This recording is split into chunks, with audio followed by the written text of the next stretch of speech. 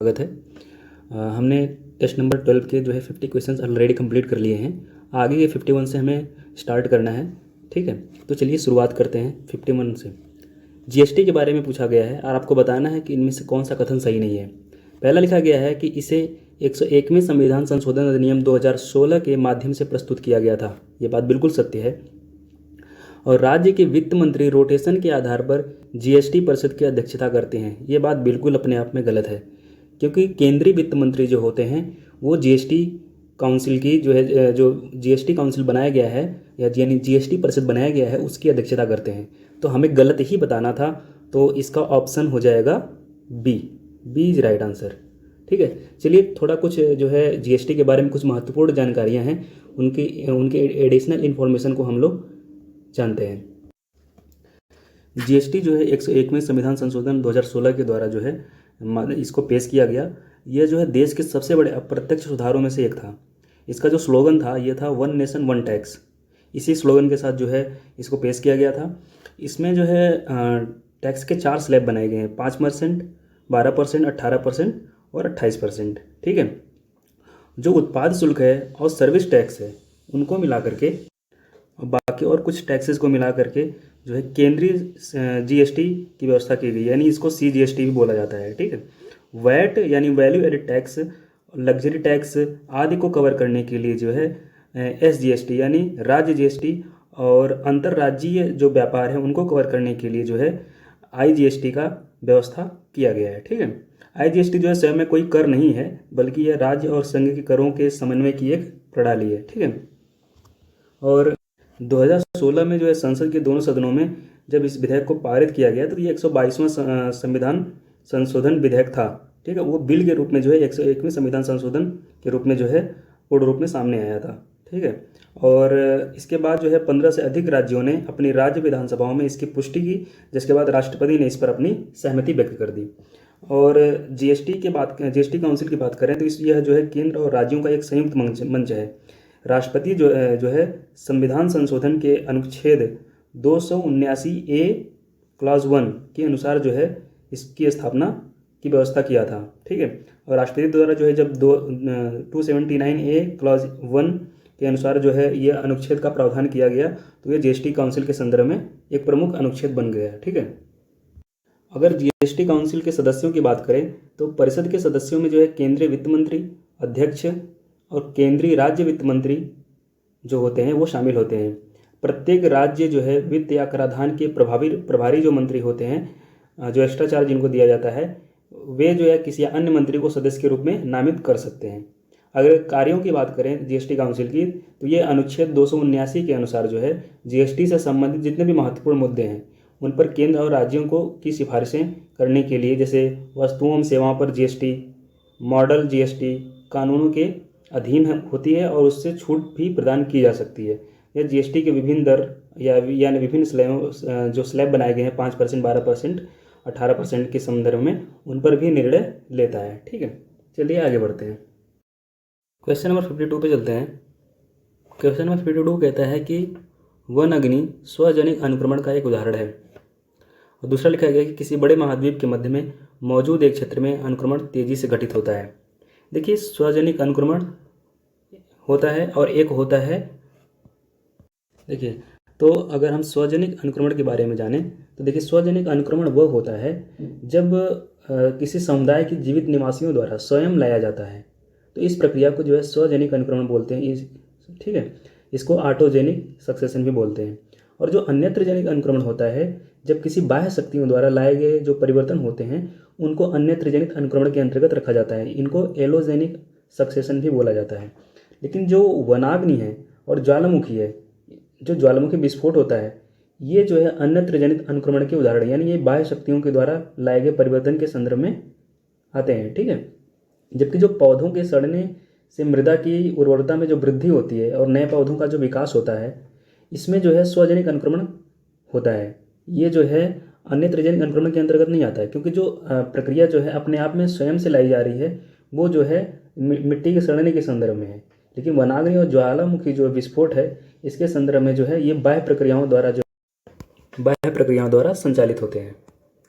ठीक है, जो ये बड़े महाद्वीप होते हैं उनके मध्य में जो मौजूद क्षेत्र होते हैं उनमें अनुक्रमण बहुत तेज़ी से घटित होता है। ऐसा क्यों होता है? क्योंकि यहाँ पर जो है विभिन्न क्रमकों, अगर क्रमिकों की बात करें तो संबंधित पौधे पौधे जो होते हैं उनसे जो प्रवर्धन होता है, यानी जो बीज का उत्पन्न होना होता है, वो बहुत तेज़ी से पहुँचने लग जाते हैं और उनके स्थापित होने से और जो वहाँ के मौजूद समुदाय होते हैं उनमें बहुत तेज़ी से परिवर्तन आता है। ठीक है, तो वो जो है अपने आप में महाद्वीप के मध्य में जो मौजूद क्षेत्र है वहाँ पे अनुक्रमण बहुत तेज़ी से घटित होता है। तो चलिए अब क्वेश्चन नंबर 52 को थोड़ा सा समझते हैं। 52 में देखिए पहला लिखा गया कि वनाग्नि स्वजनिक अनुक्रमण का उदाहरण। मैंने आपको पहले ही समझा दिया है कि स्वजनिक अनुक्रमण के अंतर्गत जो मिट्टी के अंतर्गत जो भी उर्वरता आती है, पौधों में जो सड़ने से जो उर्वरता में वृद्धि होती है, पौधों में जो वृद्धि होती है, वो स्वजनिक अनुक्रमण के अंतर्गत आते हैं। और वनाग्नि और ज्वालामुखी जो होते हैं ये अन्य त्रिजनिक अनुक्रमण के अंतर्गत आते हैं। ठीक है, तो पहला कथन तो गलत हो जाता है। दूसरा लिखा गया किसी बड़े महाद्वीप के मध्य में मौजूद क्षेत्र अनुक्रमण तेजी से घटित होता है। ये बात तो मैंने अभी आपको समझाया है, तो दूसरी बात सही है, तो केवल ऑप्शन बी इसका जो है राइट आंसर हो जाता है। 3 पे चलते हैं। क्वेश्चन नंबर 53 कहता है कि सेहत पहल निम्नलिखित में से किस मंत्रालय द्वारा शुरू किया गया है? सेहत पहल जो है ये मिनिस्ट्री ऑफ डिफेंस यानी रक्षा मंत्रालय के द्वारा शुरू की गई एक पहल है।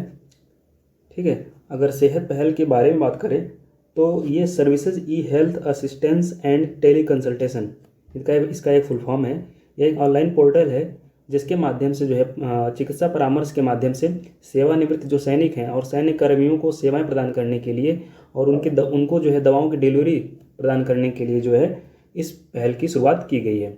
ठीक है, और यह रक्षा मंत्रालय की सेना के तीनों अंगों के लिए टेली कंसल्टेशन सेवा है। इसका उद्देश्य जो है मरीजों को उनके घरों में स्वास्थ्य सेवाएं प्रदान करना है। संचालित एक मुफ्त ओपीडी सेवा पर आधारित है। ठीक है, और सेहत स्टे होम ओपीडी जो है वो मरीज से लेकर के डॉक्टर तक के लिए जो है उपलब्ध एक प्रणाली है जहां रोगी इंटरनेट के माध्यम से दूर से ही जो है डॉक्टर से परामर्श कर सकता है। ठीक है, तो इसका ऑप्शन बी हो जाता है। चलिए आगे बढ़ते हैं। क्वेश्चन नंबर 54 पे चलते हैं। यह राष्ट्रीय खाद्य सुरक्षा अधिनियम यानी नेशनल फूड सिक्योरिटी अधिनियम 2013 के संदर्भ में पूछा गया सवाल है। देखिए पहला लिखा गया है कि इसे 2005 में उपभोक्ता मामले और खाद्य सार्वजनिक वितरण मंत्रालय द्वारा क्रियान्वित किया गया था। इसे उपभोक्ता मामले और खाद्य सार्वजनिक वितरण मंत्रालय द्वारा क्रियान्वित तो किया गया था, लेकिन ये 2005 में नहीं, ये 2013 में। ठीक है, इसलिए गलत हो जाता है। दूसरा लिखा गया है कि इसमें अनुदान वाले खाद्यान्न के लिए वितरण के लिए 75% जो है ग्रामीण आबादी को और 50% शहरी आबादी को शामिल किया गया है। हाँ, ये बात बिल्कुल सत्य है। और इस अधिनियम के तहत घर में 18 वर्ष या उससे अधिक आयु वाले सबसे बड़े व्यक्ति को राशन कार्ड जो है जारी किया जाता है। ये बात गलत है। जो 18 वर्ष या उससे अधिक की जो महिला पात्र है उसको जो है घर का मुखिया माना गया है और उसको राशन कार्ड जारी किया जाता है। अगर वो मौजूद नहीं है तब जो है घर के सबसे बड़े पुरुष को जो है राशन कार्ड या मुखिया उसको समझा जाता है और उसको राशन कार्ड जारी कर दिया जाता है। तो यहाँ पर तो डायरेक्ट लिखा गया, इसलिए ये बात गलत हो जाती है। तो केवल दूसरा कथन ही सत्य है, तो ऑप्शन ए है इसका जो है राइट आंसर हो जाता है। थोड़ी सी जो है अपनी इन्फॉर्मेशन का एड ऑन करते हैं। जो शहरी आबादी को जो है 50% और ग्रामीण आबादी को 75% अनुदान देने की बात की है, ये अन्न वितरण की बात की गई है। इसमें जो है उनको 5 किलोग्राम खाद्यान्न रियायती कीमतों पर जो है चावल, गेहूं और मोटे अनाज के लिए 3 रुपये, 2 रुपये और 1 रुपये प्रति किलोग्राम खाद्यान्न की समान पात्रता के साथ जो है उनको शामिल किया गया है। अंत्योदय अन्न योजना के तहत जो है सबसे गरीब परिवारों को जो है प्रति परिवार प्रति माह 35 किलोग्राम खाद्यान्न समान रियायती कीमतों पर प्राप्त कराया जाएगा। ठीक है, और इस अधिनियम में जो महिलाएं और बच्चे हैं उनके पोषण के लिए और उनके पोषण संबंधी विशेष ध्यान देने के लिए जो है गर्भावस्था के दौरान गर्भवती महिलाओं और बच्चे के जन्म के बाद 6 माह तक और स्तनपान कराने वाली जो माताएं हैं उनको भोजन के अलावा अतिरिक्त 6,000 रुपये तक का मातृत्व लाभ भी प्राप्त कराया जाएगा। ठीक है, ये कुछ एडिशनल इन्फॉर्मेशन थी, इनको याद रखिएगा। चलिए आगे बढ़ते हैं। क्वेश्चन नंबर 55 पे चलते हैं। क्वेश्चन नंबर 55 मिन्स्क समझौते के संदर्भ में पूछा गया है। ये कहता है कि यह रूस और जर्मनी के बीच समझौता है। ये बात यहीं पे गलत हो जाती है। मिन्स्क समझौता जो है ये रूस और यूक्रेन के बीच जो है समझौतों की एक श्रृंखला है। तो जो है मिन्स्क समझौता है, ये दो कड़ियों के रूप में सामने आता है। एक है मिन्स्क समझौता 1 और एक है मिन्स्क समझौता 2। जो मिन्स्क 1 है, इसमें जो है 2014 में यूक्रेन त्रिपक्षीय संपर्क समूह यानी यूक्रेन, रूस और यूरोपीय सुरक्षा और सहयोग संगठन, उनके द्वारा जो है तथाकथित नॉर्मैंडी प्रारूप में फ्रांस और जर्मनी के मध्यस्थता के साथ लिखा गया था। ठीक है, और यहाँ पर लिखा गया है दूसरे वाले कथन में कि यह यूरोप में और रूस के बीच लिखा गया था, जबकि यह फ्रांस और जर्मनी की मध्यस्थता के साथ लिखा गया था। इसलिए देखिए दूसरा कथन तो यहीं से गलत हो जाता है। ठीक है, 57 की तरफ चलते हैं। 57 कहता है कि ईंधन या कार्बन युक्त यौगिकों के अधूरे दहन से वातावरण में कार्बन मोनोऑक्साइड यानी CO स्रावित होता है। ये बात सही है। कार्बन मोनोऑक्साइड का एक प्रमुख निमज्जक यानी सिंक सूक्ष्म जीव युक्त मृदा है। ये भी सही है। तीसरा लिखा गया है कि विस्फोटक यानी ब्लास्ट भट्ठी भारत में कार्बन मोनोऑक्साइड उत्सर्जन के प्रमुख हिस्से के लिए जिम्मेदार है। देखिए, विस्फोटक भट्टी से जो है CO2 यानी कार्बन डाइऑक्साइड का उत्सर्जन सबसे ज़्यादा होता है। ठीक है, और यहाँ पे लिखा गया कार्बन मोनोऑक्साइड, जबकि कार्बन मोनोऑक्साइड का उत्सर्जन जो है, जो भी पेट्रोल हो गया, डीजल हो गया, इससे संबंधित जो भी ऑटोमोबाइल सेक्टर हैं, उनसे जो है 70% कार्बन मोनोऑक्साइड का जो है उत्सर्जन होता है। ठीक है, तो ये बात इसलिए गलत हो जाती है। तो केवल दो ही कथन सही हैं, आपका पहला और दूसरा, तो ए इसका जो है राइट आंसर हो जाता है। चलिए आगे बढ़ते हैं। क्वेश्चन नंबर 58 की तरफ चलते हैं। 58 में जमानती बॉन्ड के संबंध में पूछा गया है। आपको बताना है कि कौन सी बातें सही नहीं हैं। देखिए, जमानती बॉन्ड जानने से पहले हम समझते हैं कि बॉन्ड क्या होता है। बॉन्ड एक तरीके का इंस्ट्रूमेंट होता है जब कोई संस्था या जो भी निगम हो या कंपनियां होती हैं, उनको जो पैसे की ज़रूरत होती है, तो वो उसके फाइनेंसिंग के लिए, पैसे इकट्ठे करने के लिए जो है बॉन्ड जारी करती हैं। इस बॉन्ड जारी करने के माध्यम से जो उन्हें पैसा प्राप्त होता है, उस पैसे से वे संबंधित अपने जो भी कार्य होते हैं उनको संपादित करते हैं। ठीक है, तो अब हम समझते हैं जमानती बॉन्ड क्या होता है। अब हम समझते हैं जमानती बॉन्ड। जमानती बॉन्ड जो होता है, इसको श्योरिटी बॉन्ड भी बोला जाता है। ठीक है, जमानती बॉन्ड जो होता है, जब किसी ऋण या डिफ़ॉल्ट या दूसरे की विफलता के लिए जो है उत्तरदायी होने की बात आती है, तो वो उसे जो है एक प्रोमिसरी नोट के रूप में जो है प्रस्तुत करता है। यानी जमानती बॉन्ड जो होता है, किसी ऋण, डिफ़ॉल्ट या दूसरे की विफलता के लिए उत्तरदायी होने का एक वादा होता है। ये जो है कानूनी रूप से बाध्यकारी होता है, यानी ये जो है लीगली बाइंडिंग होता है। ठीक है, और ये एक तरीके का 3 पक्षीय अनुबंध होता है, यानी कॉन्ट्रैक्ट होता है, जिसके द्वारा एक पक्ष जो है दूसरे पक्ष के प्रदर्शन या दायित्वों की गारंटी जो होती है किसी तीसरे पक्ष को देता है। ठीक है, जो पहला पक्ष होता है यानी जो जमानतदार होता है, जिसको हम श्योरिटी बोलते हैं। ठीक है, और जो दूसरा पक्ष होता है प्रिंसिपल जिसको बोलते हैं, इसके प्रदर्शन या उसके दायित्वों की जो एक गारंटी होती है, उसे एक तीसरा पक्ष जो है उसे वहन करता है, जिसको हम क्या बोलते हैं, बाध्यकारी।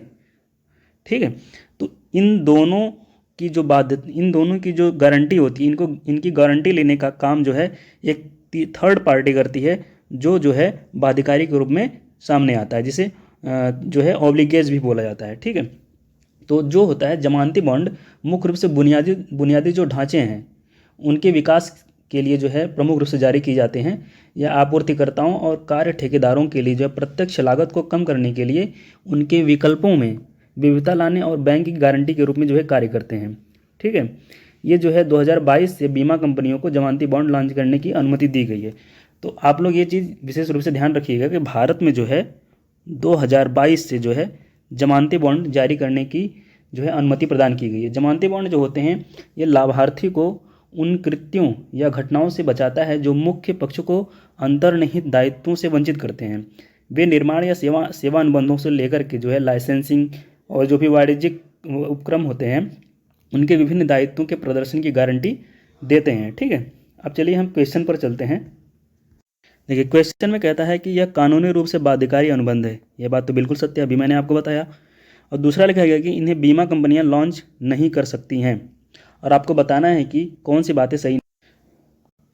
देखिए, यही बात गलत हो जाती है कि मैंने कि आपको शुरू में ही बताया है कि जो बॉन्ड होते हैं उनको जारी करने का जो प्रमुख काम होता है, ये जो है कंपनियां जो होती हैं और जो कुछ बड़ी संस्थाएं होती हैं, वे पैसे जुटाने के लिए, फाइनेंसिंग के लिए जो है बॉन्ड जारी करती हैं। तो जमानती बॉन्ड के संदर्भ में अगर बात करें तो इसको जो है कंपनियां जारी कर सकती हैं, यहाँ पे लिखा कि जारी नहीं कर सकती हैं, तो यही बात गलत हो जाती है और आपको गलत ही बताना था, तो ऑप्शन बी इसका जो है राइट आंसर हो जाता है। ठीक है, 59 पे चलते हैं। विकिरण कणों के संबंध में पूछा गया है, आपको बताना है कि कौन सी बातें सही हैं। पहला लिखा गया है कि अल्फा कणों की विभेदन क्षमता सर्वाधिक होती है। ठीक है, ये बात यहीं पे गलत हो जाती है, क्योंकि जो अल्फा कण होते हैं इनकी सबसे कम ऊर्जा होती है और वेधनीयता भी सबसे कम होती है, क्योंकि इनकी ऊर्जा जब कम होगी तो जो वेधन क्षमता होगी, जो पेनिट्रेट करने की जो क्षमता होगी वो भी कम ही होगी। ठीक है, इसलिए ये बात यहाँ पे गलत हो जाती है। और दूसरा लिखा गया कि गामा किरणें मानव त्वचा में आसानी से प्रवेश कर सकती हैं, ये बात बिल्कुल सत्य है। और आपको बताना था कौन सी बातें सही हैं, तो केवल दूसरा ही सही है, तो ऑप्शन बी इसका जो है राइट आंसर हो जाता है। क्वेश्चन नंबर 60 की तरफ चलते हैं। 60 जो है संगठित मुद्रा बाजार के संदर्भ में पूछा गया है, आपको बताना है कि इनमें से कौन सी बातें सही नहीं हैं। पहली बात तो जानते हैं मुद्रा बाजार क्या होता है। देखिए, मुद्रा बाजार वह बाजार होता है जहाँ पर मुद्रा से संबंधित वस्तुओं का जो है लेन देन किया जाता है, लेखा जोखा किया जाता है। ठीक है, तो उसे जो है मुद्रा बाजार कहा जाता है। देखिए, पहला जो लिखा गया है यहाँ पे, ट्रेजरी बिल का उपयोग केंद्र सरकार द्वारा अपनी अल्पकालिक यानी शॉर्ट टाइम पीरियड की लिक्विडिटी यानी तरलता को की आवश्यकता को पूरा करने के लिए किया जाता है, ये बात बिल्कुल सत्य है। ट्रेजरी बिल के बाद में ये पहली बात बिल्कुल सत्य है। जो है ट्रेजरी बिल के बारे में अगर कुछ और जाने तो ये 364 डेज़ की अवधि तक जो है अपनी अल्पकालिक तरलता जो होती है उसकी आवश्यकता को पूरा करने के लिए केंद्र सरकार द्वारा जारी किया जाता है। ठीक है, इसके अंतर्गत ट्रेजरी बिल के अंतर्गत जो 5 प्रकार की जो है इस समय जो है ट्रेजरी बिल्स आ गई हैं, जिनमें जो है अलग अलग तरीके के टाइम पीरियड हैं, जैसे 14 डेज हो गया, 91 डेज हो गया, 182 डेज हो गया। ठीक है, ऐसे कुल करके जो है 5 ट्रेजरी बिल्स जो है अभी इस समय जो है मौजूद हैं। दूसरा कथन लिखा गया है कि वाणिज्यिक यानी कॉमर्शियल बिल केवल अखिल भारतीय वित्तीय संस्थानों यानी ऑल इंडिया फाइनेंशियल इंस्टीट्यूट्स और गैर बैंकिंग कंपनियों यानी नॉन बैंकिंग फाइनेंशियल कॉरपोरेशन यानी कंपनीज द्वारा जारी किए जाते हैं। ये देखिए केवल वाला जो शब्द लिखा गया, इसलिए इसको ये गलत कर देता है। इसमें जो है जो अखिल भारतीय वित्तीय संस्थान है, NBFC हैं, साथ साथ में जो शेड्यूल्ड कमर्शियल बैंक्स हैं, म्यूचुअल फंड जारी करने वाली जो भी कंपनियां हैं, ठीक है, और साथ साथ में जो भी कोऑपरेटिव बैंक्स हैं, ये सभी जो है कॉमर्शियल बिल को जो है जारी कर सकते हैं। ठीक है, इसलिए ये बात गलत हो जाती है और आपको गलत ही बताना था, तो ऑप्शन बी इसका जो है राइट आंसर हो जाता है। क्वेश्चन नंबर 61 पे चलते हैं। हाल ही में समाचारों में देखा गया ऑपरेशन आहट निम्नलिखित में से किसके द्वारा लॉन्च किया गया है। ऑपरेशन आहट जो है RPF यानी रेलवे प्रोटेक्शन फोर्स के द्वारा जो है जारी किया गया है। यह जो है मानव तस्करी को रोकने के लिए एक राष्ट्रव्यापी अभियान के तहत जो है ऑपरेशन आहट को चालू किया गया है। ठीक है, तो ऑप्शन ए इसका जो है राइट हो जाता है। NCRB की एक डेटा के अनुसार जो है नेशनल क्राइम रिकॉर्ड ब्यूरो की एक डेटा बताता है कि औसतन मानव तस्करी के लगभग जो है 2200 मामले दर्ज किए गए हैं। उनमें से जो भारतीय रेलवे जो है जो हर दिन लगभग 23 मिलियन से अधिक जो है यात्रियों को आवागमन की सुविधा प्रदान करता है, उन संदिग्धों के लिए जो सबसे बड़ा जो तेज और विश्वसनीय वाहक है, जो सबसे बड़ी संख्या में महिलाओं और बच्चों की तस्करी के लिए अपना शिकार बनाते हैं। ठीक है, उसी के संदर्भ में जो है ये रेलवे प्रोटेक्शन फोर्स द्वारा इस ऑपरेशन को लॉन्च किया गया है। क्वेश्चन नंबर 62 की तरफ चलते हैं। 62 कहता है कि भारत में प्रत्यक्ष विदेशी निवेश यानी FDI फॉरेन डायरेक्ट इन्वेस्टमेंट पर विचार कीजिए और बताइए कि इनमें से कौन सी बातें सही हैं। पहला लिखा गया है कि बीमा क्षेत्र में विदेशी इक्विटी की हिस्सेदारी 26% तक सीमित है। ये बात यहीं पे गलत हो जाती है। ठीक है, और दूसरा लिखा गया है कि परमाणु ऊर्जा और लॉटरी व्यवसाय में FDI पर पूरी तरह से रोक है। ये बात सही है। कुछ प्रमुख जो है क्षेत्र हैं जहाँ पर FDI पूरी तरह से प्रतिबंधित है, उनमें से लॉटरी व्यवसाय और परमाणु ऊर्जा भी है। ठीक है, तीसरा लिखा गया कि FDI विदेशी निवेशक को कंपनी के प्रबंधन पर कोई नियंत्रण प्रदान नहीं करता है। ये बात गलत है, ये FBI के संबंध में सही होता है। फॉरेन पोर्टफोलियो इन्वेस्टमेंट जो होता है उसके संदर्भ में ये बात सही है, वहाँ पे जो है कंपनी के प्रबंधन में जो है उनको नियंत्रण करने का कोई अधिकार नहीं दिया जाता है। जबकि FDI के संबंध में जो होता है वो जो है व्यवसाय के नियंत्रण पर और स्टॉक और बॉन्ड को खरीदने के साथ साथ जो है व्यवसाय पर नियंत्रण से संबंधित भी जो है प्रमुख प्रबंधन कार्य दिया जाता है। ठीक है, तो दूसरा ही केवल कथन सही है, ऑप्शन बी इसका जो है राइट हो जाता है। क्वेश्चन नंबर 63 की तरफ चलते हैं। अटल सुरंग के बारे में पूछा गया है। आपको बताना है कि कौन सी बातें सही हैं। पहला लिखा गया है कि यह उच्च तुंगता यानी हाई अल्टीट्यूड पर स्थित विश्व की सबसे लंबी राजमार्ग सुरंग है। ये बात बिल्कुल सही है। यह जो है 10,000 फीट की ऊंचाई पर, यानी अगर इसको मीटर में कन्वर्ट किया जाए तो ये 3,000 मीटर से अधिक की ऊंचाई पर स्थित जो है विश्व की सबसे लंबी राजमार्ग सुरंग के रूप में जो है इसको प्रमाणित किया गया है।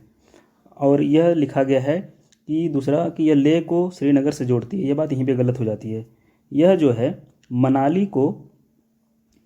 मनाली को किससे जोड़ती है? मनाली को लाहौल स्पीति वैली से जोड़ती है। ठीक है, इसको आप लोग जो है राउट डाउन कर लीजिएगा कहीं ना कहीं। ये मनाली को जो है लाहौल स्पीति वैली से जोड़ती है और यह बॉर्डर रोड ऑर्गेनाइजेशन के द्वारा जो है इसका निर्माण किया गया है। BRO के द्वारा इसका निर्माण किया गया। जैसे कि आप सभी लोगों को पता है कि बॉर्डर रोड ऑर्गेनाइजेशन जो है, जो भी भारत के आसपास के जितने भी सीमावर्ती क्षेत्र हैं, उन सीमावर्ती क्षेत्रों में जो भी इंफ्रास्ट्रक्चर के जो भी कार्य होते हैं, उन पर कार्य करने का जो प्रमुख जिम्मा है वो BRO को दिया गया है। ठीक है, तो देखिए अगर यहाँ पर देखते हैं तो कौन सी बातें सही हैं, केवल एक ही बात सही है, तो ऑप्शन ए इसका जो है राइट हो जाता है। चलिए आगे बढ़ते हैं।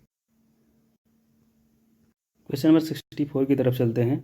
लिखा गया है कि निम्न में से किस धातु का उपयोग उत्प्रेरक परिवर्धक के रूप में किया जाता है? तो ये एक फैक्चुअल क्वेश्चन है। ये प्लेटिनम धातु है जिसका उपयोग जो है उत्प्रेरक परिवर्तक के रूप में किया जाता है। ठीक है, चलिए आगे बढ़ते हैं।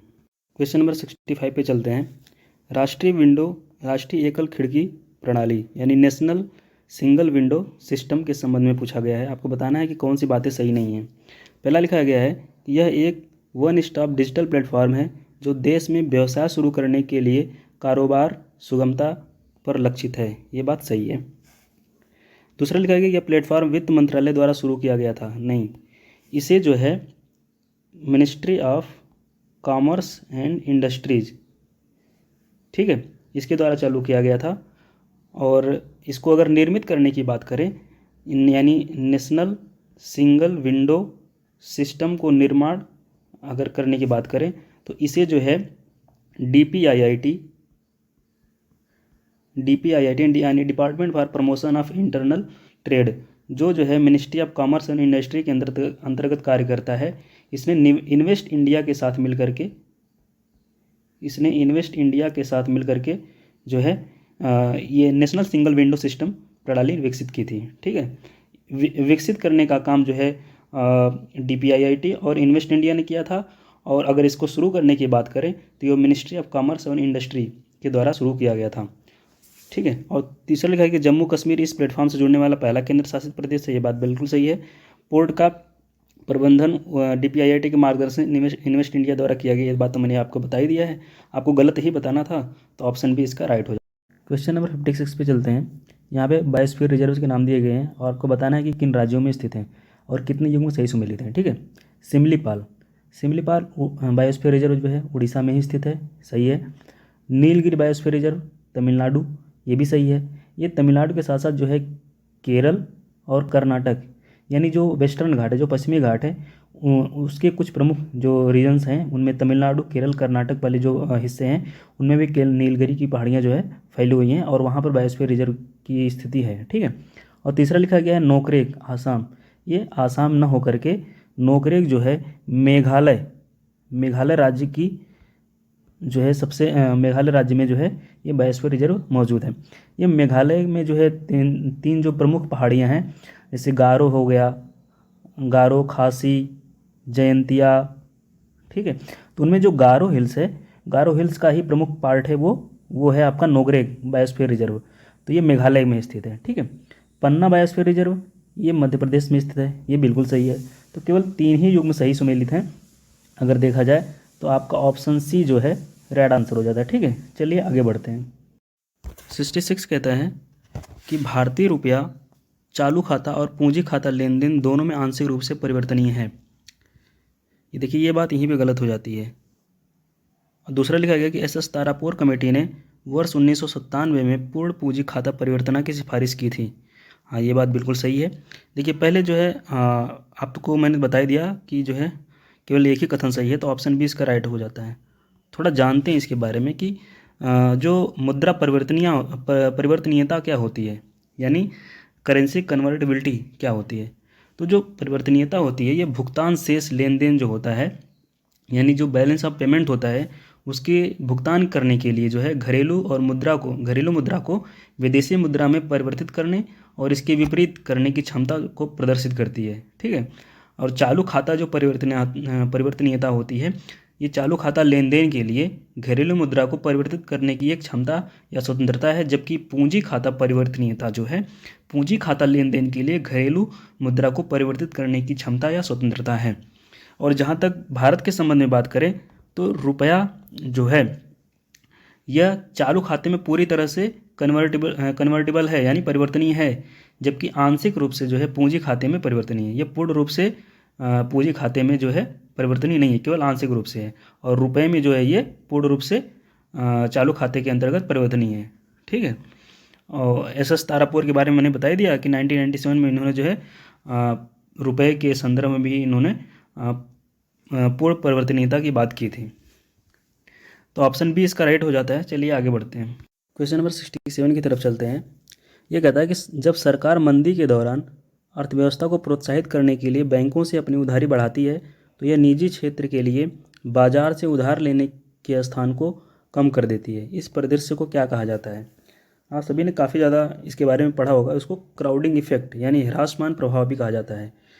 इस संदर्भ में देखिए क्या होता है कि जब सरकार जो है एक विस्तारवादी राजकोषीय नीति अपनाती है, यानी एक्सपेंडिबल जो है फिस्कल पॉलिसी को जब अपनाती है तो सरकार जो है आर्थिक गतिविधियों को बढ़ावा देने के लिए अपने व्यय को बढ़ा देती है। इससे ब्याज दरों में वृद्धि होने लग जाती है। अब उस बढ़ी हुई ब्याज दर से जो है निवेश जो होता है, निजी निवेश, उससे निर्णय उनके प्रभावित होने लग जाते हैं, क्योंकि इससे जो है उनके उधार लेने की लागत पहले की तुलना में बढ़ जाती है और इसी को जो है क्राउडिंग इफेक्ट कहा जाता है। ठीक है। क्वेश्चन नंबर 68 की तरफ चलते हैं। पहला लिखा गया कि लाइकेन और मांस बंजर चट्टानों पर सबसे पहले उपनिवेशित होते हैं। बात सही है। दूसरा लिखा गया कि द्वितीय अनुक्रमण प्राथमिक अनुक्रमण की तुलना में तेज होता है। पहली बात तो जानते, देखिए यहाँ पे ये भी बात सही है, तो सी इसका सही हो जाता है। पहले जानते हैं कि अनुक्रमण क्या होता है। अनुक्रमण तब होता है जब बड़े पैमाने पर प्राकृतिक या मानव जनित विनाश के कारण जो है समुदायों की एक श्रृंखला दूसरे की जगह ले लेती है, तब जो है अनुक्रमण की प्रक्रिया स्टार्ट होती है। तो अगर प्राथमिक जो है अनुक्रमण की बात करें तो प्राथमिक अनुक्रमण में क्या होता है कि किसी स्थलीय क्षेत्र में नए स्थल को पहले कुछ साहसी अग्रणी प्रजातियों द्वारा उपनिवेशित किया जाता है, जैसे सूक्ष्मजीव हो गए, लाइकिन हो गया, मांस हो गया। ठीक है। और जो द्वितीय अनुक्रमण होता है ये तब होता है जब जब पौधे उस क्षेत्र को चिन्हित करते हैं जहाँ चरम समुदाय को जो है व्यवधान पहुँचा हुआ है। द्वितीय अनुक्रमण जो है मौजूदा समय के पूर्ण या आंशिक विनाश के बाद जैविक समुदायों का एक क्रमिक विकास होता है।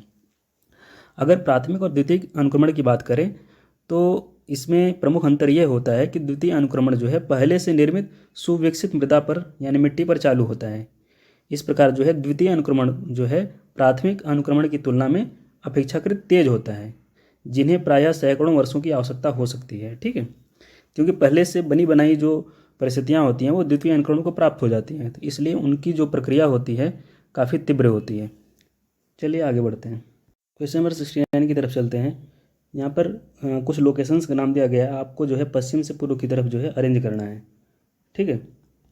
देखिए ये मैप बेस्ड क्वेश्चन है, तो इसको देखिए अरेंज करते हैं। पहले आएगा आपका मोजाम्बिक। मोजाम्बिक जो है एक दक्षिण पूर्वी अफ्रीका का एक सुंदर देश है। और उसके अगर हम और आगे बढ़ेंगे, आपके उसके पूरब की तरफ बढ़ेंगे तो आपका आएगा मेडागास्कर। मेडागास्कर ये भी जो है दक्षिण पूर्वी तट पर स्थित एक प्रमुख अफ्रीका का देश है। और उसके बाद आएगा आपका रीयूनियन। रीयूनियन जो है एक मस्करीन द्वीप समूह का एक हिस्सा है। उसके बाद आएगा आपका मॉरिशस। मॉरिशस जो है इंडियन ओशियन में स्थित एक द्वीप समूह है, ये भी जो है मस्करीन द्वीप समूह का एक हिस्सा है। तो अगर इसको क्रम से लगाएं तो आपका आ जाएगा 4, 3, 2, 1। तो ऑप्शन ए इसका जो है राइट आंसर हो जाता है। क्वेश्चन नंबर 70 की तरफ चलते हैं। यह भारत में अनिवासी भारतीयों यानी NRIs के संबंध में पूछा गया है, उनके निवेश के संबंध में पूछा गया है। पहला लिखा गया है कि अनिवासी भारतीयों द्वारा किए गए निवेश को आमतौर पर विदेशी निवेश के रूप में माना जाता है और यह भारतीय विदेशी मुद्रा विनिमयों द्वारा शासित होता है। यह बात बिल्कुल सही है। दूसरा लिखा गया है कि अनिवासी भारतीयों के लिए समग्र निवेश की सीमा भारतीय कंपनी द्वारा प्रदत्त पूंजी की 49% है। नहीं, ये 10% है। कंपनियों के संदर्भ में ये केवल जो है, एक सेकेंड, कंपनियों के संबंध में ये जो केवल 10% है। जबकि जो है जो स्टेट बैंक ऑफ इंडिया यानी SBI है, और उसके अलावा जो भी कुछ सार्वजनिक बैंक हैं वहाँ पर जो है ये 20% है। ठीक है, तो आपका दूसरा वाला कथन गलत हो जाता है। तीसरा लिखा गया कि अनिवासी भारतीयों को मुद्रा डेरिवेटिव और कमोडिटी में व्यापार करने की अनुमति नहीं है। ये बात बिल्कुल सही है। तो केवल पहला और तीसरा ही सही है, तो ऑप्शन है इसका जो है रेड हो जाता है। ठीक है, देखिए अनिवासी यानी NRIs वे होते हैं जो मूल रूप से भारतीय तो होते हैं, यानी मूल रूप से वो भारत में पैदा हुए रहते हैं, लेकिन वे कुछ जो है अपने व्यापार या शिक्षा के संबंध में किसी दूसरे विदेश में जाकर के वे बस जाते हैं और वहाँ की नागरिकता हासिल कर लेते हैं, तो उनको NRIs बोला जाता है। ठीक है, चलिए आगे बढ़ते हैं। क्वेश्चन नंबर 71 पे चलते हैं। 71 कहता है कि सवाना ग्रास भूमि यानी ग्रासलैंड के संबंध में बताइए कि कौन सी बातें सही नहीं हैं। देखिए ये नहीं जो लिखा गया इसको हटा दीजिए आप लोग, तब इसको फिर इसको जो है सॉल्व करिए। ठीक है, इसको नहीं कंसीडर मत करिए। तो पहला लिखा है कि यह उष्ण मौसमी शुष्क जलवायु परिस्थितियों में उगती है, यानी ये सवाना ग्रासलैंड के बारे में बात हो रही है, सही है।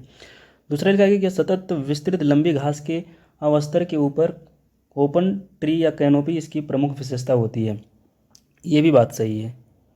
तीसरा लिखा गया है कि अफ्रीका और मेडागास्कर में सवाना ग्रासलैंड पाई जाती है, ये भी सही है। तीनों बातें सही हैं, तो ऑप्शन डी इसका जो है राइट हो जाता है।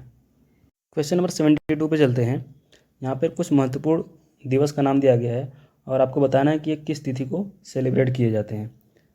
ठीक है, पहला लिखा गया है विश्व आर्द्र भूमि 2 फरवरी को, सही है।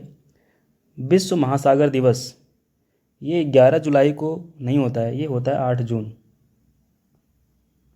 ठीक है, तो ये गलत है। ये विश्व वन दिवस ये होता है 29 दिसंबर न होकर के ये होता है 21 मार्च। ठीक है, ये भी गलत हो जाता है। विश्व जल दिवस ये 22 मार्च को होता है, ये बात बिल्कुल सही है। तो केवल 2 ही युग्म सही हैं, तो ऑप्शन बी इसका जो है राइट हो जाता है। क्वेश्चन नंबर 73 पे चलते हैं। ये जो है पूछता है आपसे 73 कि निम्नलिखित में से कौन समृद्ध पहल का भागीदार नहीं है। पहले तो जान लेते हैं समृद्ध पहल है क्या। समृद्ध जो है ये कुछ एक्रोनिम से बना हुआ है, SAMRIDH। इसका फुल फॉर्म होता है sustainable access to markets and resources for innovative delivery of health care. ठीक है, इसके अंतर्गत क्या किया गया है, तो आपका 73 में जो नहीं होगा वो होगा मिटी, अटल इनोवेशन मिशन, नीति आयोग और USAID, यही है जो है समृद्ध पहल को संचालित कर रहे हैं। ठीक है, तो आपका ऑप्शन हो जाएगा डी। चलिए आगे बढ़ते हैं। क्वेश्चन नंबर 74 पे चलते हैं। मुद्रास्फीति के संबंध में पूछा गया है, कौन सी बातें सही नहीं है। पहला है मुद्रास्फीति के साथ अर्थव्यवस्था की मुद्रा का अवमूल्यन होता है, बिल्कुल सही बात है। यह अल्पावधि में रोजगार बढ़ाता है लेकिन दीर्घकाल में इसे तटस्थ या नकारात्मक बना देता है, ये भी बात सही है। तीसरा लिखा गया कि इससे विदेशी वस्तुएं महंगी हो जाती हैं, ये भी बात सही है। इससे निर्यात में कमी आती है, ये बात तो गलत हो जाती है। इससे निर्यात में वृद्धि आती है। ठीक है, तो आपका क्या हो जाएगा ऑप्शन डी इसका राइट आंसर हो जाएगा। क्वेश्चन नंबर 75 पे चलते हैं। विशेष आहरण अधिकार यानी SDR स्पेशल ड्राइंग राइट्स के संबंध में पूछा गया है। आपको बताना है कि कौन सी बातें सही नहीं है। पहला है SDR मुद्रा मूल्य की गणना दैनिक आधार पर की जाती है, ये बात यहीं पे गलत हो जाती है। ये दैनिक आधार पर नहीं की जाती है बल्कि ये प्रत्येक जो है 5 वर्ष के अंतराल पर की जाती है। ठीक है, दूसरा लिखा है कि मुद्राओं की SDR टोकरी में केवल अमेरिकी डॉलर, जापान का यूरोप का यूरो, जापान का येन और जो है UK का पाउंड स्टर्लिंग शामिल है। देखिए ये चीज़ें शामिल तो हैं, साथ साथ में जो है 2016 में चीन की मुद्रा रेनमिनबी जो है इस SDR बास्केट में जो है शामिल की गई है। तो ये बात तो इसलिए गलत हो जाती है, दोनों बातें गलत हैं, तो आपकी ऑप्शन सी जो है राइट आंसर हो जाएगा। चलिए आगे बढ़ते हैं। क्वेश्चन नंबर 76 की तरफ चलते हैं। यहाँ पर मौद्रिक समुच्चय दिया गया है और उसके संयोजन से आपको बताना है कि कितने सही युग्म हैं। देखिए, मौद्रिक समुच्चय जो है ये मुद्राओं का एक सेट है जिसको जो है 1977 में सेकेंड वर्किंग ग्रुप जो है द्वितीय कार्य समूह की सिफारिशों के बाद जो है जारी किया गया। ये जो है आरबीआई के द्वारा जो रिजर्व्ड मनी है उसको छोड़ करके 4 सेट में जो है मुद्राओं को विभाजित करता है। ठीक है, M1 M2 M3 M4 ये मुद्राओं का एक समुच्चय है। तो उसी के संदर्भ में पूछा गया है कि कौन सा सही सुमेलित है। पहला है M1, जनता के पास जो मुद्रा होती है वो M1 मुद्रा कहलाती है, सही है, M1 करेंसी कहलाती है। दूसरा है M2, डाकघर बचत बैंकों में बचत जमा, ये भी सही है। तीसरा लिखा गया है कि M3, ये बैंकों के साथ जो समय डिपॉजिट्स होते हैं, टाइम डिपॉजिट्स होते हैं, उनको शामिल करता है, ये भी सही है। M4 जो है ये राष्ट्रीय बचत पत्र को छोड़ करके जो डाकघर बचत बैंकों में जो जमा किया गया है और प्लस M3 इसको शामिल करता है, ठीक है, न कि राष्ट्रीय बचत पत्र को। इसलिए ये बात गलत हो जाती है, केवल 3 ही युग्म सही हैं, तो सी इसका जो है राइट हो जाता है। क्वेश्चन नंबर 77 पे चलते हैं। ये उपेक्षित उष्णकटिबंधीय रोग यानी NTD, नेग्लेक्टेड ट्रॉपिकल डिजीज़ के संदर्भ में पूछता है। पहला लिखा गया है ये संक्रमणों का एक समूह है जो दुनिया के विकासशील देशों में सीमांत समुदायों में सामान्य है, बिल्कुल सही है। ये केवल विषाणुओं और जीवाणुओं के कारण होते हैं, ये बात यहीं पे गलत हो जाती है। ये रोकथाम और उपचार योग्य हैं, हाँ, इनका उपचार संभव है, ये भी सही है। तो केवल पहला और तीसरा ही सही है, तो ऑप्शन बी इसका जो है राइट हो जाता है। क्वेश्चन नंबर 78 की तरफ चलते हैं। यह जो है विश्व व्यापार संगठन यानी वर्ल्ड ट्रेड ऑर्गेनाइजेशन WTO के संबंध में कृषि सब्सिडी के संदर्भ में पूछा गया है, ठीक है। देखिए, WTO जो है व्यापार को, विश्व व्यापार को विनियमित करने के लिए, उन्हें सुगम बनाने के लिए जो है कुछ प्रमुख जो है ऑब्लिगेशंस लगाता है। उसके अंतर्गत उसने जो है 3 तरीके के बॉक्स बना रखे हैं। उसमें एक है एम्बर बॉक्स, दूसरा है ब्लू बॉक्स और तीसरा है ग्रीन बॉक्स, ठीक है। उन्हीं तीनों संदर्भों को लेकर के, तीनों बॉक्सों को लेकर के यहाँ पर जो है सवाल आपसे पूछा गया है। पहला गया है कि सभी सब्सिडी जो उत्पादन और व्यापार को विकृति करती है उसे ब्लू बॉक्स के अंतर्गत रखा जाता है, ठीक है। देखिए, पहली बात तो यहीं पे गलत हो जाती है, क्योंकि जो सब्सिडी और उत्पादन व्यापार को विकृत करने वाली बात आती है वो होता है आपका अंबर बॉक्स, ठीक है, ये होता है अंबर बॉक्स। और दूसरा लिखा गया कि ग्रीन बॉक्स के तहत सब्सिडी पर व्यय की कोई सीमा नहीं है। ये देखिए, ये इसलिए गलत होता है क्योंकि जो ग्रीन बॉक्स के अंतर्गत जो सब्सिडी दी गई है वो जो है काफ़ी ज़्यादा विस्तृत है, लेकिन ऐसा नहीं है कि वो पूरी तरह से अनलिमिटेड है, ठीक है, इसलिए ये बात गलत हो जाती है। तो आपका जो है दोनों गलत है, तो ऑप्शन डी इसका जो है आपका राइट हो जाता है। थोड़ा सा जानते हैं, आपकी जो ग्रीन बॉक्स सब्सिडी होती है, वो कृषि अनुदान जो व्यापार में न्यूनतम या कोई विकृति पैदा नहीं करती है, उन्हें ग्रीन बॉक्स के अंतर्गत रखा जाता है। उन्हें जो है मूल्य समर्थन शामिल नहीं होना चाहिए, ठीक है। और अंबर बॉक्स के सब्सिडी के बारे में मैंने आपको पहले ही बता दिया कि जो सब्सिडी उत्पादन और व्यापार को विकृत करती हैं उन्हें अंबर बॉक्स सब्सिडी के अंतर्गत रखा जाता है। और जो है विकृति नहीं करती हैं, यानी उत्पादन और व्यापार को विकृत नहीं करती हैं, उन्हें ब्लू बॉक्स सब्सिडी के अंतर्गत रखा जाता है, ठीक है। चलिए आगे बढ़ते हैं। और हाँ, जो सब्सिडी पर खर्च करने की बात है, तो वो जो है ब्लू बॉक्स सब्सिडी में जो है खर्च करने की कोई सीमा नहीं है, ठीक है। क्वेश्चन नंबर 79 पे चलते हैं। क्वेश्चन नंबर 79 कहता है कि ड्रोन के संबंध में बताइए कि कौन सी बातें सही हैं। देखिए, पहला लिखा गया कि एडवांस एंड ऑटोनोमस ड्रोन्स अपने संचालन की गणना करने के लिए सेंसर और लिडार डिटेक्टरों की एक प्रणाली पर निर्भर करते हैं। लिडार जो है एक टेक्नोलॉजी होती है जिसका फुल फॉर्म होता है light detection and aperture radar, ठीक है। ये लाइट मैकेनिज्म पर चलती है, कार्य करती है। तो देखिए, पहली बात तो सही है। दूसरा लिखा गया कि ड्रोन आधारित vaccine delivery model I drone को केवल पूर्वोत्तर राज्यों में मंजूरी दी गई है। नहीं, ये पूर्वोत्तर राज्यों के साथ साथ जो है तेलंगाना राज्य में भी जो है आई ड्रोन के माध्यम से वैक्सीन डिलीवरी की मंजूरी दी गई है। ये जो है ICMR द्वारा जो है ये आई ड्रोन तैयार किया गया है, ठीक है। तो ये गलत हो जाता है, केवल एक ही सही है, तो ऑप्शन ए आपका जो है राइट हो जाता है। क्वेश्चन नंबर 80 पे चलते हैं। निम्नलिखित में से कौन सी फाइटो रेमेडिएशन तकनीक दूषित मृदा के प्रवासन और गतिशीलता को कम करती है? तो देखिए ये एक तरीके का जो है फैक्ट है, तो ऑप्शन ए इसका जो है सही हो जाता है, यानी फाइटो स्टेबलाइजेशन। फाइटो स्टेबलाइजेशन होता क्या है?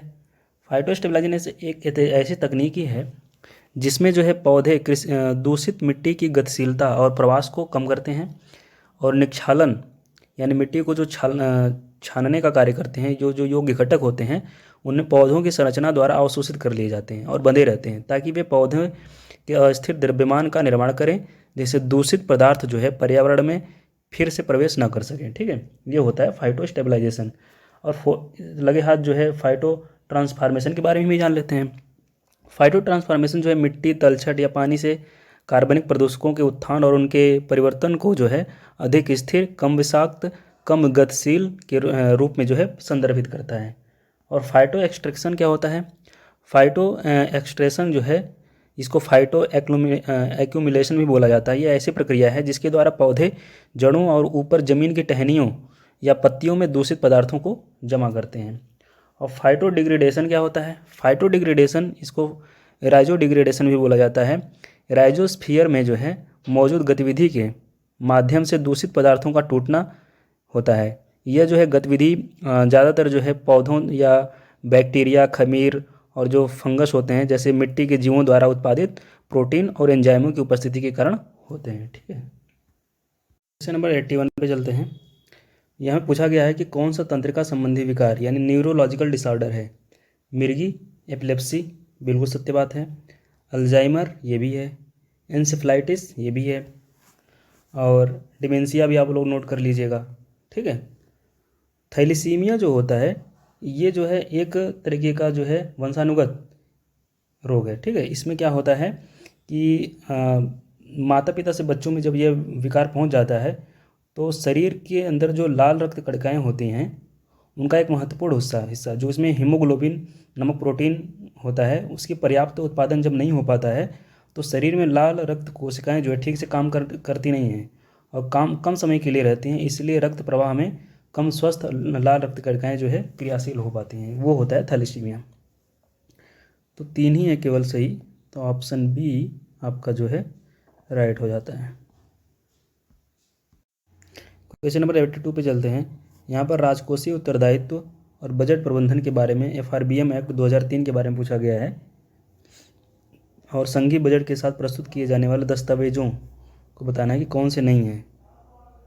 देखिए, राजकोषीय नीति रणनीति वक्तव्य ये भी है, मध्य अवधि की राजकोषीय नीति वक्तव्य ये भी है, समष्टि अर्थशास्त्र पर आधारित वक्तव्य ये भी है।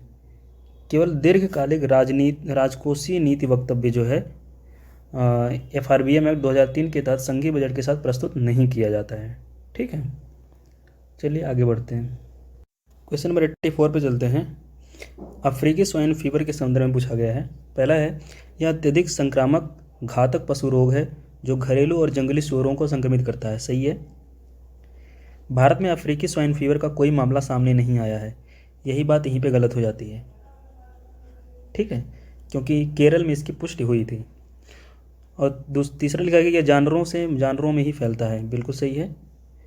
और चौथा लिखा गया है यह विषाणु जनित यानी वायरस रिलेटेड डिजीज़ है, ये भी सही है। तो कुल एक ही सही नहीं है, वो है आपका बी यानी ऑप्शन 2। क्वेश्चन नंबर 85 पे चलते हैं। कौन सा पादपों द्वारा मरुस्थलीय अनुकूलन नहीं है? पत्ती का आकार छोटा होना, बिल्कुल है। जल भंडारण के लिए रसदार पत्ते, ये गलत है। ठीक है, नहीं है, सही है ये एक सेकेंड, ये सही है। जल भंडारण के लिए रसदार पत्ते, बिल्कुल सही है। तीसरा लिखा है पत्तों पर मोम का आवरण, ये नहीं है। चौथा लिखा है तनों में क्लोरोफिल की उपस्थिति, ये है। तो आपका ऑप्शन सी इसका जो है राइट हो जाता है। मुझे इस क्वेश्चन में थोड़ा सा डाउट हो रहा है, लेकिन नहीं, सही है, क्योंकि पत्तियों पर मोम का आवरण जो होता है वो जली पौधों में होता है, ये मरुस्थल में उगने वाले पौधों पर नहीं होता है। तो हाँ ठीक है, सी सही है इसका। क्वेश्चन नंबर 86 पे चलते हैं। क्वेश्चन नंबर 86 कहता है कि ढोल जो है ये एक एशियन वाइल्ड डॉग है, जंगली कुत्ते हैं, इनके संबंध में पूछा गया है।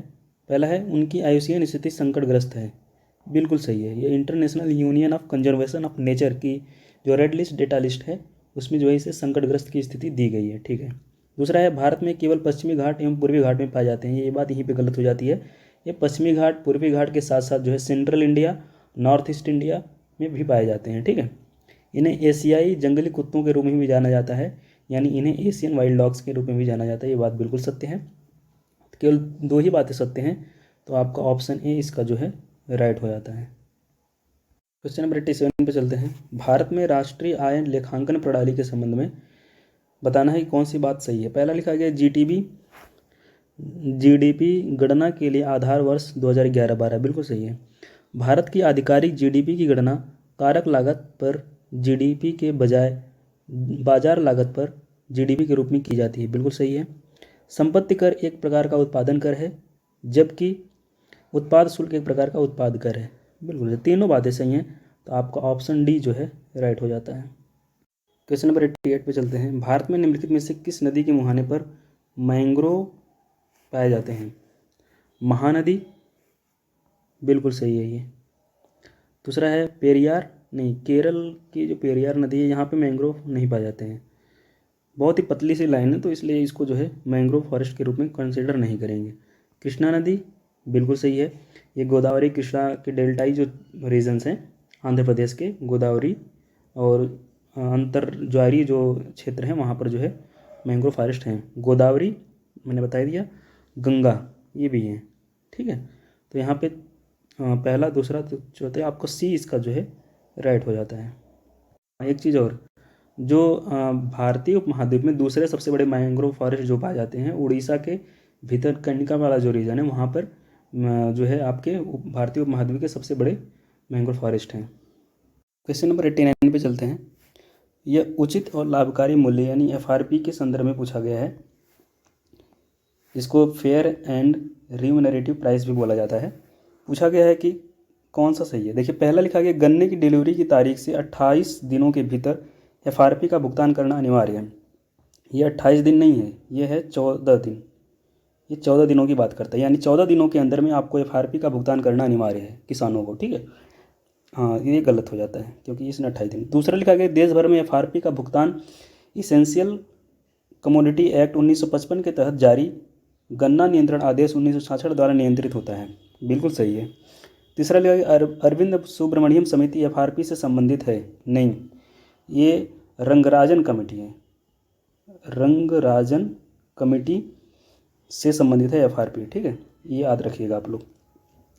और हाँ, एक चीज़ और, एफआरपी का जो रिकमेंडेशन दिया जाता है, जो सिफारिश की जाती है, वो जो होती है CACP यानी commission on agriculture cost and prices, कृषि लागत एवं मूल्य आयोग, इसके द्वारा रिकमेंड किया जाता है। और cabinet committee on economic affairs, इसके द्वारा जो है जो मूल्य निर्धारित की जाता, जो मूल्य होता है उसको घोषित किया जाता है, ठीक है। यानी आर्थिक मामलों की जो मंत्रिमंडलीय समिति है यानी cabinet committee on economic affairs द्वारा इसका जो है इसकी घोषणा की जाती है, ठीक है। चलिए आगे बढ़ते हैं। क्वेश्चन नंबर 90 पे चलते हैं। 2011 की जनगणना के अनुसार भारत में महिला किसानों की स्थिति के संबंध में है। पहला है कुल महिला मुख्य श्रमिकों में से 55% खेतिहर मजदूर थीं, सही है। दूसरा लिखा गया कि कुल परिचालन कृषि भूमि जोत में से केवल 3% महिलाओं के पास थी, नहीं, ये था 12.8%, ठीक है। तो ये गलत हो जाता है, केवल एक ही सही है, तो ये इसका सही हो जाता है। क्वेश्चन नंबर 91 पे चलते हैं। महर्षि दयानंद सरस्वती के संबंध में सवाल पूछा गया, आपको बताना है कि कौन सी बातें सही नहीं है। पहला है वे भारतीयों के लिए के रूप में स्वराज का आह्वान करने वाले पहले व्यक्ति थे, बिल्कुल सही है। भारत संबंधी उनके दृष्टिकोण में एक वर्गहीन समाज शामिल था, बिल्कुल सही है। वर्गहीन समाज यानी कमज़ोर कड़ी, जो समाज की सबसे कमज़ोर व्यक्ति था उसके संबंध में। तीसरा है कि ये हिंदू समाज के जाति आधारित वर्गीकरण के समर्थक थे। जाति आधारित वर्गीकरण के समर्थक कैसे हो सकते हैं, अपने आप में ही ये गलत है। वेदों की ओर लौटो नारा उन्हीं के द्वारा दिया गया था, बिल्कुल सही है। और नहीं कौन सा सही नहीं है वही बताना था, तो ऑप्शन 3 है, तो सी इसका जो है राइट आंसर हो जाता है। क्वेश्चन नंबर 92 पे चलते हैं। 2021-22 की पहली तिमाही के लिए भारत का सकल घरेलू उत्पाद यानी जीडीपी पिछले वर्ष इसी अवधि में 24.4% की संकुचन की तुलना में 20.1% बढ़ा। किस परिदृश्य या परिघटना के माध्यम से इसे बेहतर रूप से परिभाषित किया गया है? ये है आधार इफेक्ट यानी बेस इफेक्ट। अब बेस इफेक्ट क्या होता है? बेस इफेक्ट जो है उस प्रभाव को संदर्भित करता है जो तुलना या संदर्भ के आधार पर चुनाव या डेटा बिंदुओं के बीच की तुलना के परिणाम पर हो सकता है। तुलना के लिए किसी भिन्न संदर्भ या आधार का उपयोग करने से डेटा बिंदुओं के बीच जो है अनुपात या प्रतिशत तुलना में बड़ा अंतर आ सकता है। आधार प्रभाव तुलना जो है भ्रामक परिणामों में विकृति का कारण बन सकता है। यदि अच्छी तरह से समझाया जाए और हिसाब लगाया जाए तो इसका उपयोग डेटा की हमारी समझ और उनमें उत्पन्न होने वाले अंतर्निहित प्रक्रियाओं के सुधार के लिए जो है किया जा सकता है। ठीक है, अगर कुछ इसके उदाहरण के रूप में समझें थोड़ा आसान भाषा में, तो मुद्रास्फीति को अक्सर महीने दर महीने के आंकड़े या वर्ष दर वर्ष के आंकड़े के रूप में व्यक्त किया जाता है। ठीक है, लेकिन वह एक महीना जिसमें मुद्रास्फीति की वृद्धि एक वर्ष के बाद विपरीत प्रभाव उत्पन्न कर सकती है, अनिवार्य रूप से यह धारणा बनती रही है कि मुद्रास्फीति धीमी हो गई है। ठीक है, ये इसके जो है प्रमुख उदाहरण के रूप में है। जैसे एक साल पहले जो है मुद्रास्फीति के असामान्य रूप से उच्च या निम्न स्तर के परिणाम स्वरूप जो मासिक मुद्रास्फीति के आंकड़ों में जो विकृति आई थी वो आधार इफेक्ट के कारण ही आई थी। चलिए आगे बढ़ते हैं। क्वेश्चन नंबर 93 पे चलते हैं। केसर के संबंध में है। केसर उत्पादन में पंपोर क्षेत्र का प्रमुख योगदान है। बिल्कुल सही है, पंपोर ये जम्मू कश्मीर वाला रीजन है। ठीक है, याद रखिएगा आप लोग। और दूसरा लिखा गया है प्राचीन संस्कृत साहित्य में केसर को बहुकम कहा जाता है। ये भी सही है, ये भी ध्यान रखिएगा। तीसरा है भारत में केसर के घनकंद यानी बीज जो होते हैं उन्हें जनवरी माह में रोपा जाता है। नहीं, इन्हें जो जून या जुलाई के महीनों में जो है इनको बोया जाता है और अगस्त और सितंबर में इनको रोपा जाता है। ठीक है, तो ये गलत है। तो आपका तीसरा कथन आपको गलत ही बताना था, तो ऑप्शन डी इसका जो है राइट हो जाता है। 94 पे चलते हैं। ये L10T इंडेक्स सूचकांक का उपयोग किसके लिए किया जाता है? तो ये है एक फैक्चुअल क्वेश्चन। ये है ध्वनि प्रदूषण का मेजरमेंट करने के लिए जो है L10T इंडेक्स का उपयोग किया जाता है। क्वेश्चन नंबर 95 पे चलते हैं। भारत श्रम प्रधान वस्तुओं का निर्यात करते हुए जर्मनी से पूंजी प्रधान वस्तुओं का आयात करता है। यह तुलनात्मक लाभ के सिद्धांत का एक उदाहरण है। बिल्कुल सही है, कितनी अच्छी बात लिखी है, इसको आप लोग याद रखिएगा। दूसरा लिखा गया कि बेंगलुरु के बजाय नोएडा में मोबाइल निर्माण कारखाना खोलने का निर्णय अवसर लागत का एक उदाहरण है। ये भी सही है, आप सभी को पता ही है कि IT हब के रूप में जो है बेंगलुरु है, तो दोनों बातें सही हैं, तो सी इसका जो है राइट हो जाता है। क्वेश्चन नंबर 96 पे चलते हैं। समाचार में रही रजाजा झील किस देश में स्थित है? यह है इराक का जो अनवर और करबला वाला जो प्रांत है उन्हीं के बीच में जो है ये रजाजा झील स्थित है। ठीक है, यह एक जो है साल्टी लेक है, लवणीय लेक है। ठीक है, चलिए आगे बढ़ते हैं। क्वेश्चन नंबर 97 पे चलते हैं। जगन्नाथ मंदिर के संबंध में है। पहला लिखा गया कि इसका निर्माण पूर्वी गंग राजवंश के राजा राजदेव द्वारा किया गया था। ये राजा राजदेव के द्वारा न करके ये पूर्वी गंग राजवंश के राजा अनंतवर्मन छोड़गंग के द्वारा किया गया था। ठीक है, इसलिए तो गलत हो जाता है। इसे वाइट पगोडा भी कहा जाता है, ये बात बिल्कुल सही है। जगन्नाथ मंदिर अधिनियम 1952 में मंदिर के भूमि अधिकारों के प्रावधान का उल्लेख किया गया है। सही है, सी इसका राइट आंसर हो जाता है। क्वेश्चन नंबर 98 पे चलते हैं। कार्बन परिग्रहण, उपयोगिता और भंडारण, कार्बन कैप्चरिंग यूटिलाइजेशन सिक्वेस्ट्रेशन यानी CCUS के संदर्भ में पूछा गया है। इसे फ्लू गैस से CO2 को हटाने के तकनीक के रूप में शामिल है। बिल्कुल सही है। इसमें संचित की गई गैस को ईंधन में बदला जा सकता है और सीधे प्रयोग किया जा सकता है। बिल्कुल सही है, दोनों बातें सही हैं, तो सी इसका जो है राइट हो जाता है। Question number 99। एस्चुरी के संदर्भ में इनका खुले समुद्र से स्वतंत्र संपर्क होता है। बिल्कुल सही है। इनमें बड़ी तरंग प्रक्रिया होती है, नहीं, छोटी तरंग प्रक्रिया होती है। ये अत्यधिक उत्पादक होते हैं क्योंकि ये समुद्री और मीठे जल दोनों से पोषक तत्व प्राप्त करते हैं। बिल्कुल सही है, तो सी इसका राइट हो जाता है। क्वेश्चन नंबर 100 पे चलते हैं। हाल ही में देखा गया creative opportunities for manufacturing pre eminence in technology and economic strength competes अधिनियम किस देश द्वारा तैयार किया गया है? ये यूएसए द्वारा भारत के लिए तैयार किया गया है। ठीक है, तो आपका ऑप्शन भी इसका राइट आंसर हो जाता है। तो चलिए, आज हमने जो है टोटल 100 क्वेश्चंस कंप्लीट कर लिए हैं, यानी हमने टेस्ट 12 जो है आज पूरा कर लिया है। आप लोगों से गुजारिश है, प्लीज़ चैनल को अधिक से अधिक सब्सक्राइब करें और भी जो वीडियोज़ हैं उनको लाइक करें और आज अधिक से अधिक शेयर करें। और आप लोगों की योगदान से ही जो है चैनल ग्रो कर पाएगा, अदरवाइज़ बाकी आप लोग देख ही रहे हैं। ठीक है, प्लीज़ जो है आप लोगों से इतना ही रिक्वेस्ट है, प्लीज़ चैनल को सब्सक्राइब कर लिया करिए। ठीक है, चलिए धन्यवाद।